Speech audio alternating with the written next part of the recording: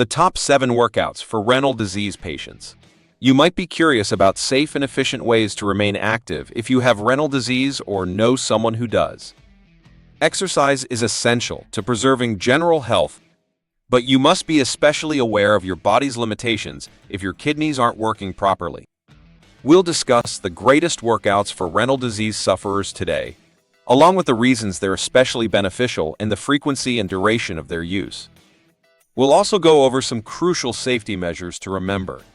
Before we dive in, please note all the information in this video is created by real people, thoroughly fact-checked, unbiased, and reviewed by qualified professionals. 7. Walking. Walking is the first and most fundamental activity that we will cover today. Despite its apparent simplicity, don't undervalue its potency. Walking is a low-impact activity that is safe and simple for those with renal disease. It contributes to the improvement of cardiovascular health, which is critical because kidney disease patients are more likely to experience cardiac issues. Walking doesn't overly tax the body and is easy on the joints. Enhancing circulation and perhaps lowering blood pressure and blood sugar levels are vital for the management of renal disease.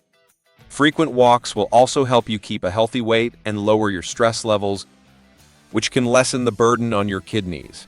A 2013 study discovered that walking quickly might have similar health benefits to jogging. Just make sure you're breathing faster and walking quickly enough to get your heart rate up while maintaining your speech. That's often 2.5 mph or faster. Studies show that you may lower your blood sugar and cut your risk of coronary heart disease by 19% just by walking briskly for 30 minutes a day, 5 days a week. Additionally, 150 minutes a week of moderate intensity aerobic or cardio exercise is advised by the American Heart Association. Therefore, try to walk for 30 minutes 3 to 5 days a week. If it seems excessive, you can begin with walks of 10 minutes, and after a month, you can progressively increase to 30 minutes. However, patience is essential in this situation. Don't anticipate instant miracles. Before your next stroll, select supportive, soft shoes to preserve your joints. 100% cotton socks should be avoided as they retain moisture and might lead to blisters. Opt for socks made of polyester or acrylic. Don't forget to carry water with you as you stroll. Pay attention to your body. Stop and take a break if you feel out of breath or lightheaded. Steer clear of walking in severe weather, such as extremely hot or cold temperatures. 6. Stretching. Stretching is the next exercise, which is a form of flexibility training. These are great for increasing range of motion, boosting joint function, and reducing muscle tightness. In addition to being really relaxing, stretching is a fantastic method to reduce stress, which is particularly crucial for those who have renal disease. Without overstretching the body, stretching aids in the release of tight muscles and joints. You'll notice an improvement in bypass stiffness, vascular function, and blood flow. It's the perfect approach to maintain your flexibility without overtaxing your heart or kidneys. Frequent stretching also lowers the chance of damage from other forms of exercise. Try to stretch gently for 5 to 10 minutes each day at the very least. Stretching can be a part of your daily routine or your post-exercise cool down after walking or other activities. Additionally, you may simply locate expert stretch lesson videos on YouTube that are appropriate for beginners to follow along with. To begin, simply bring back a towel that is the same length as your shoulders while standing. Stretch before and after your workouts. In between, engage in cardiovascular exercises like walking or weightlifting. Try varying up your workouts and concentrating on distinct muscle areas every day, such as the upper body one day and the lower body the next. Always remember to stretch gently. Don't push your body too far or overstretch, it shouldn't hurt. Hold each stretch for about 15 to 30 seconds and avoid bouncing. Controlling your breath is important. Focus on breathing deeply and slowly to maximize relaxation and flexibility. Are you enjoying our video so far? If so, please give us some hints by dropping a like, and we'll make more content like this. 5. Strength training. Although it sounds difficult, low-resistance strength training doesn't have to be. For those suffering from renal illness, low-level strength exercise with resistance bands or small weights might be quite helpful. Gaining muscular mass enhances balance and movement, all of which are critical for avoiding accidents and falls. Muscle mass is frequently lost in patients with chronic illnesses like renal disease. Strength training helps retain this mass. Additionally, it strengthens joints and bone density, both of which are compromised by the consequences of renal disease. Increasing muscular strength helps with daily tasks and boosts endurance in general. Always pay attention to your form to prevent injuries.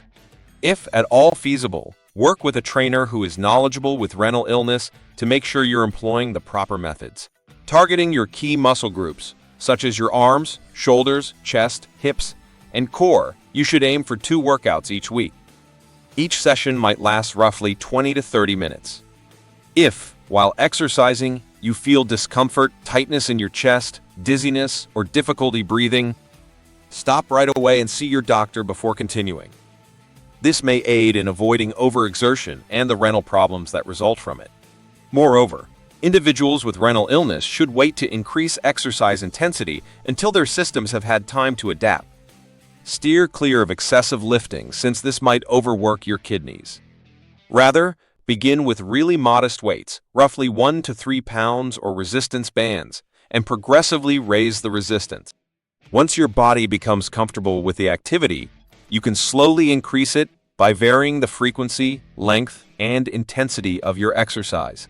For patients on dialysis, avoid doing static abdominal exercises and exercises that twist your torso. For cycling with a stationary bike.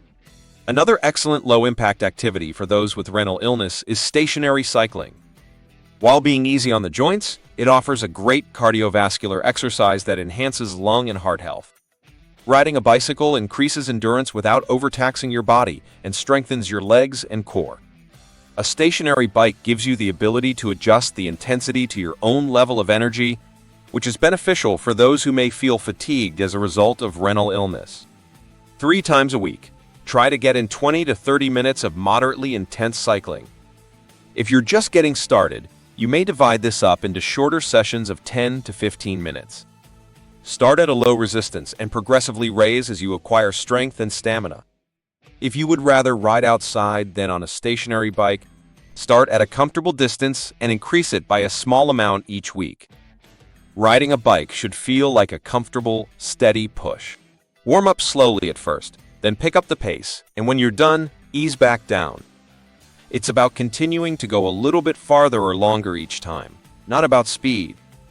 Over time, you may construct a route with diverse topography, including hills, flats, and everything in between. Drink enough water, but don't go overboard. Observe the hydration recommendations provided by your physician.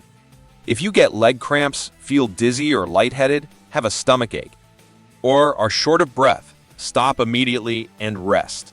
Don't exercise within an hour of going to bed. For those interested in the evidence, the studies supporting our claims are provided in the link in our description box. 3. Yoga and Pilates. Pilates and yoga are excellent for promoting balance, strength, and flexibility while also lowering stress levels. Because these workouts are low impact and adaptable to your energy level and physical capabilities, they are especially helpful for persons with renal disease. Yoga helps with breathing, balance, and posture, all of which are beneficial for reducing stress and enhancing circulation. Pilates emphasizes flexibility and strength in the core without overstretching the body. The mild nature of both workout types is crucial for people with chronic renal disease. Tai Chi is a fantastic alternative if you want to try something new. Alternatively, try one-leg balance if you can. You can dedicate 20 to 30 minutes a day, 2 or 3 times a week, to doing Pilates or yoga. Begin with lessons for beginners or watch instructional videos that emphasize breathing techniques and soft movements. Steer clear of holding your breath while in postures and concentrate on restorative yoga styles. Steer clear of positions or motions that call for a lot of twisting or bending. To get the most out of your workouts, consider dividing them up throughout the week if you have any back or abdominal pain. 2. Water aerobics. Similar to swimming, water aerobics is a great option for those with renal disease. Because they are low impact, you may build your muscles and lose body fat without expending too much energy. because the buoyancy of the water offers natural resistance, supporting your body weight and minimizing the pressure on joints compared to land workouts. Water aerobics is especially helpful for persons with mobility limitations or joint discomfort. It's an excellent cardiovascular exercise that lowers blood pressure, increases endurance, and improves circulation, all while lowering the chance of injury. 2 to 5 times a week, try to get in 20 to 60 minutes of water aerobics. If you're just getting started, start with shorter workouts and work your way up to longer ones. Avoid swimming in too warm pools when doing water aerobics, as the heat might elevate your heart rate too high. Stay away from water that has been polluted. Remember to keep hydrated since your body continues to lose fluids, even while submerged in water. Before swimming, talk to your doctor if you get dialysis because there could be special measures to take because of your catheter or fistula. Swimming or other aerobic workouts on your days off from dialysis is preferable. 1. Deep breathing and relaxation exercises. Finally, let us not overlook the significance of practicing deep breathing and relaxation techniques. Although they may not seem like typical exercises, they are essential for kidney health since they reduce stress, which may significantly affect your general health. Kidney issues can be made worse by high levels of stress. Therefore, learning how to handle stress using deep breathing exercises and other relaxation methods helps lower blood pressure and enhance renal function. Every day, try spending 5 to 10 minutes practicing deep breathing techniques, especially if you're feeling stressed or overloaded. For even greater advantages in reducing stress, this can be done in combination with yoga or meditation. Just choose a comfortable spot to sit or lie down, close your eyes, and inhale deeply and slowly through your nose and exhale through your mouth. To relax, pay attention to the rise and fall of your breath. This brings an end to our video today about the greatest workouts for renal disease sufferers. You may manage your kidney illness, keep active in a healthy manner, and enhance your general health by adding these activities into your regular routine. Never forget to speak with your doctor before beginning a new fitness program, particularly if you are on dialysis or have chronic renal disease. If you found this video helpful, be sure to give it a thumbs up and share it with others who may benefit.